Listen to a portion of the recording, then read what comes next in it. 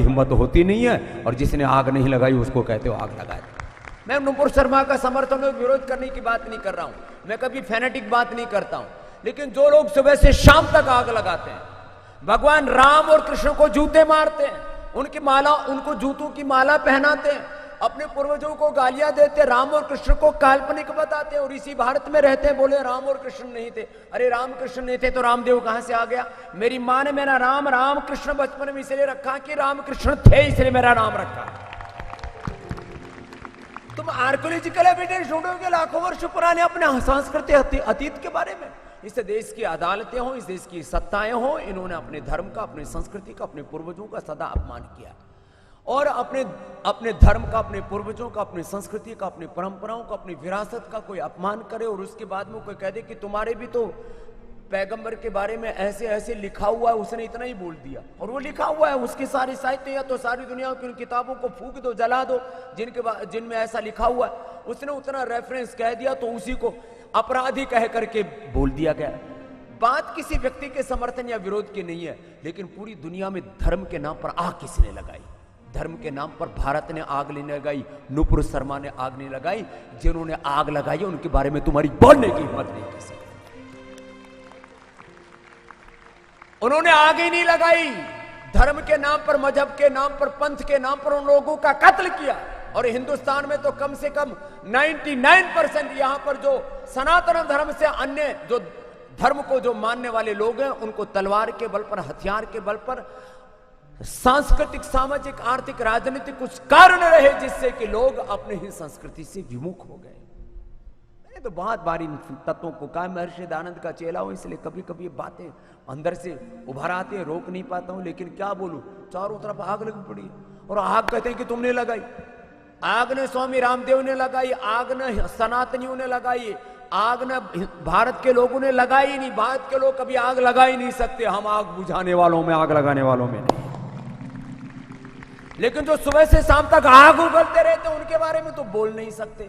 अब ये कहते हैं हमारे 70 देश हैं, और ये 70 के 70 देश एक नुपुर शर्मा के बयान पर एक इकट्ठे हो गए, और भारत के प्रधानमंत्री से लेकर के भारत की सारी सत्ताओं को ये आंख दिखाने लगे।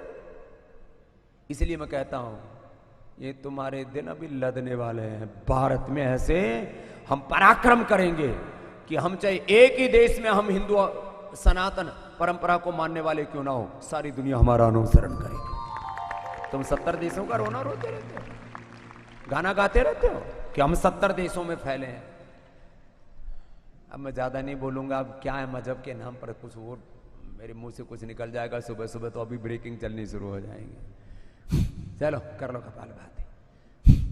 ये आग लगाने वाले धर्म के नाम पर, पंथ के नाम पर, हमने कभी नहीं कहा कि हम ही श्रेष्ठ हैं। हमने तो कहा सभी एक ईश्वर की संतान है। ये जो कहते हैं ना, केवल यही पंथ श्रेष्ठ है, बाकी जो भी विधर्मी है उनको कत्ल करो।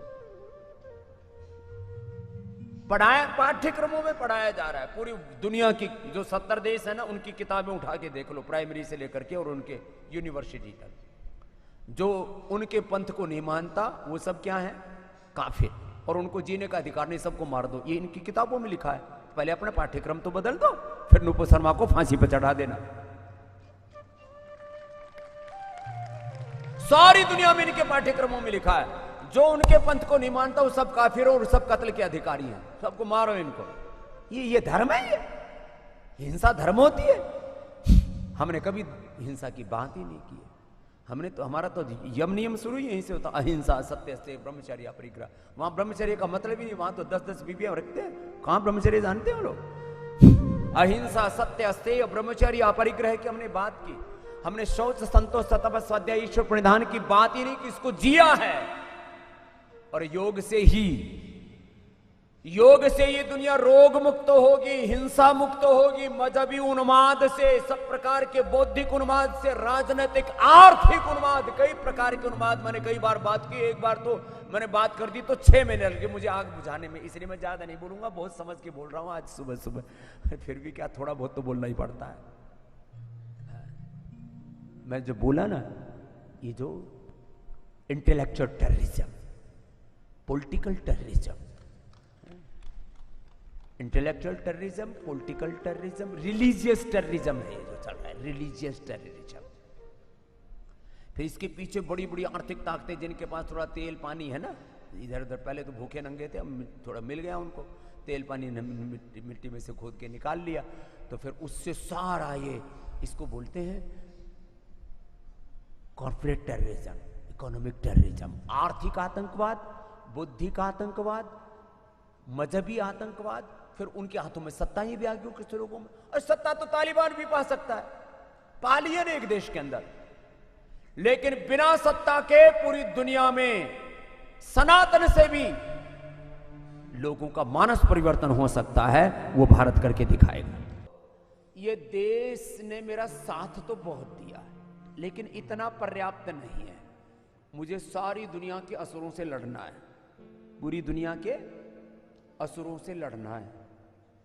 इसलिए वो मुसलमान जो मजदूर होता है ना, वो भी जकात निकालता है, 6 से 10% देता है। जो 500 रुपए कमाता, आजकल मजदूरी भी 500 रुपए से कम नहीं, और मुसलमानों के तो 500 से कम है ही नहीं। थोड़े वो स्किल वाले काम और जो मेहनत वाले काम जो कोई नहीं कर सकता वो काम भी करते हैं, मेहनत वाले भी, और कुछ काम ऐसे। अभी एक दूधिया कनखल में गया, अपने एक बच्ची, यहाँ जो सेवा, माता पिता पूरा परिवार यहाँ सेवा देता था, उसके घर में जाकर के और उल्टा काम कर दिया, छोटी सी बच्ची 7 साल के बच्चे को, और उसको फांसी की सजा स्वामी रामदेव दिलवाएगा।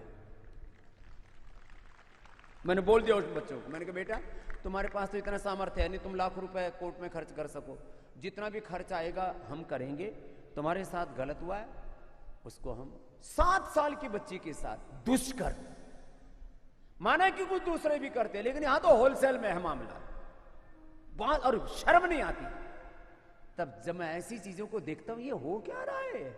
7 साल की बच्ची, उसके तो शरीर के अंग प्रत्यंग भी विकसित नहीं होते, उसका कोई उम्र नहीं होती है, 3 फीट की उम्र होती है। उन बच्चों के साथ में दुराचार व्यभिचार करते हुए शर्म नहीं आती तुमको? लेकिन एक बात ये कहता हूं,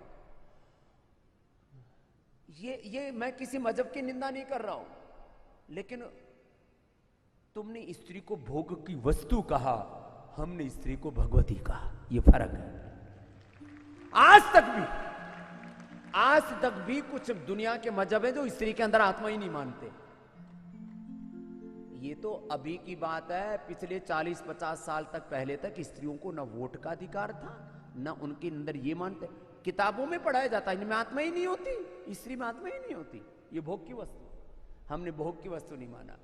मैं ये छोटी छोटी बेटियां यहां पर जो पढ़ती है, और मेरी बेटियां यहां पर जो सन्यासिनी है, मैं उनको भी पूज्या कह के बोलता हूं। इनमें कोई ये कहते हैं हम खुदा के अलावा कहीं सिर नहीं झुकाते, हम तो सब जगह अपना सर झुकाते हैं।